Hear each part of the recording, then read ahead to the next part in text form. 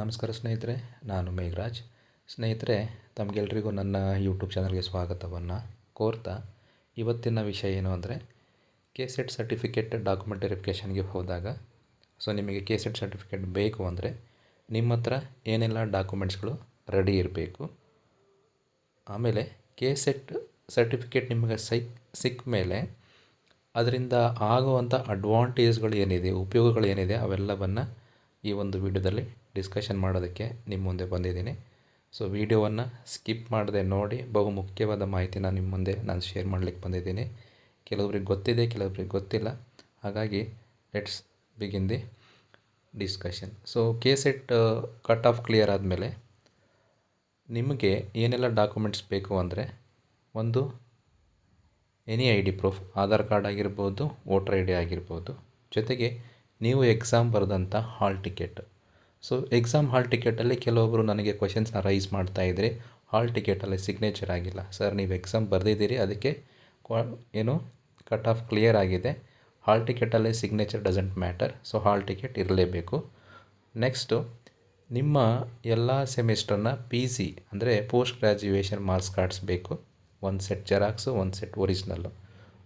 Xerox ಕಾಪಿಗೆ ಏನು attestation compulsory ಮಾಡಲೇಬೇಕು. ನೆಕ್ಸ್ಟು, ನಿಮಗೆ ಬರುವಂಥ ಡೌಟು ಕಾನ್ವೊಕೇಷನು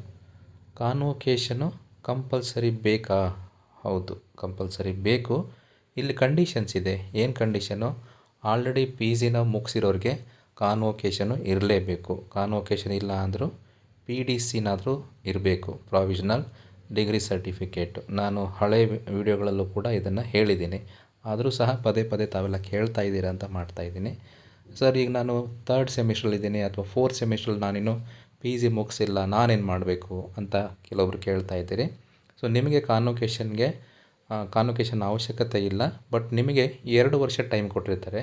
ಆ ಒಂದು ಟೈಮಲ್ಲಿ ನೀವು ಕಾನ್ವೊಕೇಷನ್ನ ಸಬ್ಮಿಟ್ ಮಾಡಬೇಕು. ಸರ್, ಕಾನ್ವೊಕೇಷನ್ ಇಲ್ಲದೆ ವೆರಿಫಿಕೇಷನ್ಗೆ ಅಲೋ ಮಾಡ್ತಾರಾ? ಅಲೋ ಮಾಡ್ತಾರೆ, ವೆರಿಫಿಕೇಷನ್ನೂ ಆಗುತ್ತೆ. ನಿಮಗೊಂದು ಅಕ್ನಾಲೇಜ್ಮೆಂಟ್ ಕೊಟ್ಟಿರ್ತಾರೆ. ಆ ಒಂದು ಕಾಪಿನ ನೀವು ಕೇರ್ಫುಲ್ಲಾಗಿ ನಿಮ್ಮ ಹತ್ರ ಇಟ್ಕೋಬೇಕು. ನಿಮಗೆ ಸರ್ಟಿಫಿಕೇಟ್ ಸಿಕ್ಕಾಗ ಆ ಸರ್ಟಿಫಿಕೇಟ್ನ KA ಅವರಿಗೆ ಸಬ್ಮಿಟ್ ಮಾಡಬೇಕಾಗುತ್ತೆ. KA ಅವರಿಗೆ ಆ ಅಕ್ನಾಲೇಜ್ಮೆಂಟ್ನ ಜೊತೆಗೆ ಡಾಕ್ಯುಮೆಂಟ್ನ ಸಬ್ಮಿಟ್ ಮಾಡಿದರೆ ನೀವು ಯಾವಾಗ ಹೋಗ್ತಿರೋ ಆವಾಗ ನಿಮಗೆ ನಿಮ್ಮ ಕೆಸೆಟ್ ಸರ್ಟಿಫಿಕೇಟ್ನ ಕೊಡ್ತಾರೆ. ದಿಸ್ ಈಸ್ ಫಾರ್ ಫೈನಲ್ ಇಯರಲ್ಲಿ ಇರೋರು, ಕೆಲವೊಬ್ರು ಕ್ಲಿಯರ್ ಆದರೆ. ಅದಾದಮೇಲೆ ಜನರಲ್ ಮೆರಿಟಲ್ಲಿ ಆದರೆ ಇಷ್ಟು ಸಾಕು. ಕೆಟಗರಿಲಾದವ್ರಿಗೆ ರಿಸರ್ವೇಷನ್ ಸರ್ಟಿಫಿಕೇಟ್ ಬೇಕಾಗಿರುತ್ತೆ. ಆ ಸರ್ಟಿಫಿಕೇಟು ಎಕ್ಸಾಮ್ನ ಲಾಸ್ಟ್ ಡೇಟಲ್ಲಿ, ಅಂದರೆ ಅಪ್ಲಿಕೇಶನ್ ಲಾಸ್ಟ್ ಡೇಟ್ ಮುಗಿಯೋ ಒಳಗಡೆ ಸರ್ಟಿಫಿಕೇಟ್ ಆಗಿರಬೇಕು.